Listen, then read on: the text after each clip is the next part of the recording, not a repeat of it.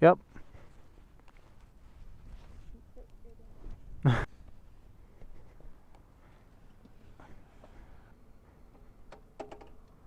Post-road trip project being complete, vlogging.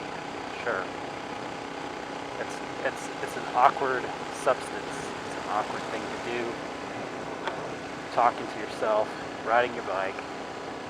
First official moto vlog with a passenger. That's also awkward, weird. You know, like what if they're listening to me? What if they can hear me? Oh, I don't want to sound too weird and awkward, but then again, I guess like everybody's listening. Yeah, whatever. So what did I have in mind for this? I don't know. I'm just gonna talk all the way up to coffee. I mean, the road trip, it was like it was an experience in and of itself. But then there's the whole year afterwards of editing down 13 hours, just over 13 hours worth of video, and that was interesting. You know, when I first got back, it's like, what software do you use? You don't even think of that. You're just, I'm gonna get a camera, I'm gonna film a bunch of shit, and I'm not gonna even think or worry about editing stuff. Like, oh, what is that? You know, well, that's like fucking 90% of putting a video on YouTube is fucking editing shit. You know. So, anyways, that was a challenge, finding the right video editing software, learning about the different formats of videos, and then actually getting down to the editing and how do you do it and how do you make it look good. And I mean, I think overall, like being out on the road trip, I'd never vlogged. I wasn't sure that that's really what I was going to do with the footage, or even that was what I was doing, you know. But you got all this, like, I got 13 and a half hours of home video, and nobody wants to see your home videos. So how do you like turn that into something that is worthwhile for yourself in the future? So like, if you're gonna film something, you gotta look back.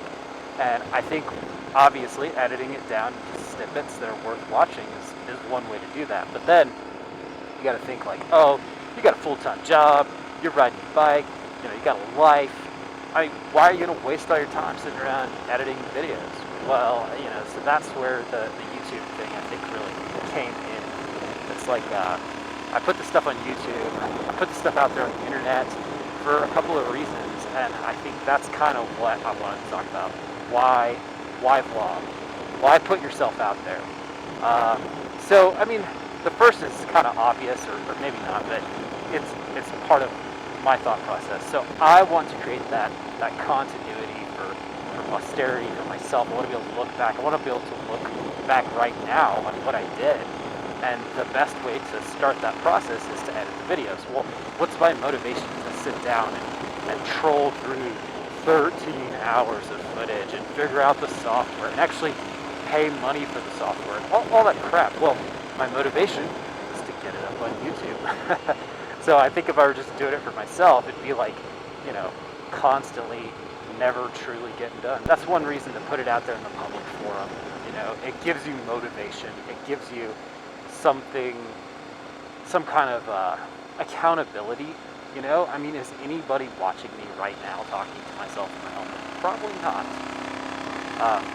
But it gives you that sense of accountability. You know, is anybody really watching? Probably not. But you know, you're putting it out there into the space, and that kind of like segues right into the second part. So you're gonna motovlog.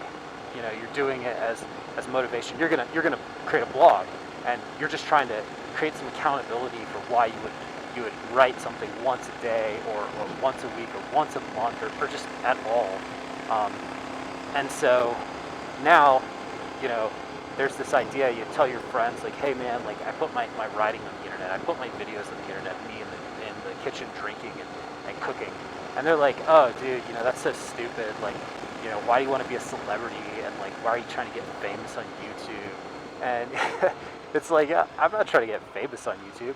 I mean, don't we all go to YouTube and watch things? Don't we all use it as a source to figure out like how to mine for something special in Destiny, or upgrade ourselves to a level 30, or fix our cars? I mean, you know, so I think like in this day and age, my argument is that we all have like a civic duty to get on the internet and produce some content. Wikipedia isn't created by a bunch of guys sitting on the top of a mountain wearing lab coats. It's created by us, and so I really enjoy other people's moto vlogs. I was inspired, I mean, obviously or not, by Baron von Gumpel to kind of buy a drift and film my shit on the road trip and do this thing. And so, for better or worse, if you find it really annoying, you hate everything I've done, you think this guy sucks, I'm never gonna watch it, you didn't get me this far, or you're thinking, oh, I love this guy, he's great, whatever. Then it's just to put content out there. Alright, well, to put content out there and really, like, create that community that I enjoy so much. I mean, I should be a part of it. I like to participate in forums as well. As like, we're gonna be like, it's the moto vlog nerd, Like, yes, I like to participate in forums and I watch vlogs, and so I thought I would get on there and I would get my hand at it. But I like to go to the forums as well, and I mean, yeah, I'm not some genius at like fixing your motorcycle or like how you are gonna lower your car, but if I have something useful, I'll throw it out there. If I have an opinion that I'm not being a jerk, I'll put it out there. Because if we're not out there creating the community, then the community doesn't exist. And honestly, you don't get good at anything by just sitting around and reading. You get good at it by reading and taking part and putting your hands in it. So, that's my thoughts on motovlogging. And it's actually not that cold out here today. Said it was going to be in the 40s, but I feel like these gloves are just overkill. Oh, look at that. Brown grips. What have I done to the bike since the road trip? Well, I'm sure you can hear it. I hope you can hear it. Got rid of so I had the stock pipes on there with the bafflectomy to make them into like a Triumph off-road style thing. And what I did was I saw this guy's post about putting VW pea shooters on his bike, like on the last day of the road trip. So I ordered them on my phone, and they came in. I put them on, and I'm running straight pipes. Aero 2-in-1 mapping. I need to change the mapping up. O2 sensors disabled, air injection removed, obviously, or not. Brown leather British custom seat, much smaller than the old ones. Still got the bar end mirrors, and now I've got these brown Built-Well grips. Oh yeah, that's good. Brown Built-Well grips. I had to cut off the edge whenever they're up. You can see it on my glove, but to get that mirror on and have the throttle work correctly. Let's see what else. Oh, I put a skid plate on like the other day. I finally found one on the forum for super cheap. Still thinking about a fender eliminator kit or something to clean up the rear end of the bike, make it look a little sexier. But motorcycling is an expensive hobby. My front and rear tires are both just bald as fuck, man. Like the rear tire just got squared off driving through the loneliest highway, I believe, through Nevada. Oh man, it was like 100 degrees, perfectly flat moonscapes everywhere, and it just the heat and the straightness, it just squares your tire off. And I'm telling you, I've been up here canyon carving, burning through these corners, and I just cannot seem to get that thing to curve back out to save my life. So, yep, that thing is square, and it's not fun.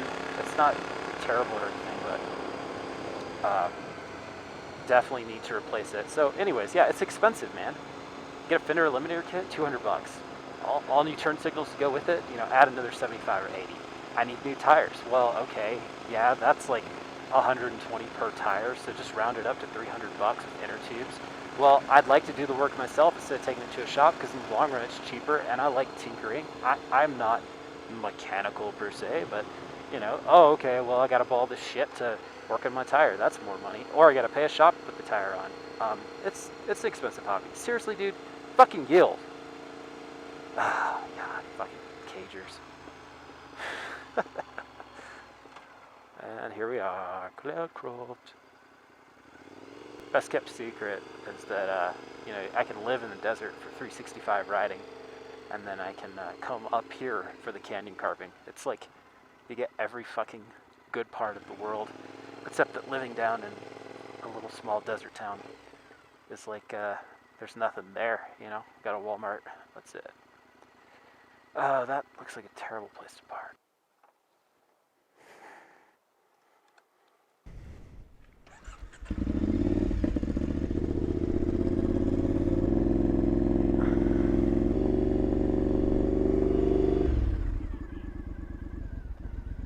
Good? All right, here we go again.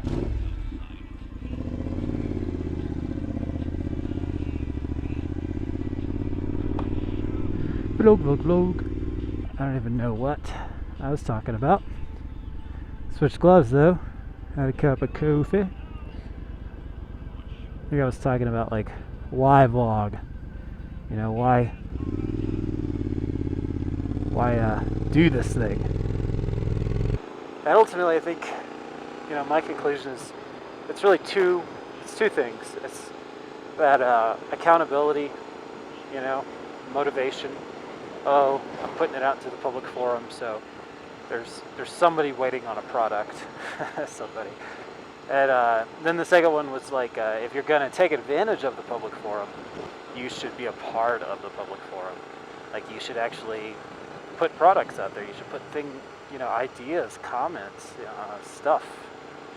So yeah, that's kind of what I was thinking. Canyon carving is really more in the back roads, like back there in the mountains. This is like public road shit. You see people talking to themselves on the internet, and it seems so natural, and it's not. It's kind of forced in reality, like when you're trying to do it. And then how do you keep the writing content fresh? I mean, do people really just want to listen to me talk, or do they want to see me writing? And you got guys who are actually vlogging properly, like talking to the camera on a commute, and then you got guys that are just filming themselves, you know, going through the canyons. And some people, they're being hooligans and squids, and dumbasses. And other guys, they're just having a good time. Oh. And then when you're editing videos, I mean, people really underestimate how horrible it is to have to hear yourself. That part kind of sucks too. And to a certain extent, you know, it's like any other art form. There's the product and the process, and the process is oftentimes more important than the product. The process leads to a better product. So what am I trying to say? Yeah, you know, this is gonna be one of those vlogs, isn't it? Fuck. It's like you try to be funny, but you're not funny. You try to be serious? Well, yeah, you don't even try. It just comes naturally. It's weird, man. It's fucking weird. But anyways, it's fucking beautiful out here. Many donkeys. All year. If a video of mine goes viral, it'll be because I was doing something embarrassing, not because people think I'm awesome. Hey, I love fucking motorcycle vlogs, and sometimes I get frustrated with the level of just asinine douchery in some of the vlogs, and sometimes I find it outrageously, you know, entertaining and hilarious. But a lot of the time, I'm just thinking, like, you know, why can't I find a guy on a modern classic motorcycle riding around talking about shit like I would do? And then I think, like, oh, because I don't have a motorcycle vlog. You know, guys like me don't create vlogs. So yeah, here I am, the tunnel. The tunnel is the deviation between desert and mountain. It's usually a 10 to 20 degrees drop between the two. This time of year, not quite as drastic, 5 to 10 degrees, but visor up, and then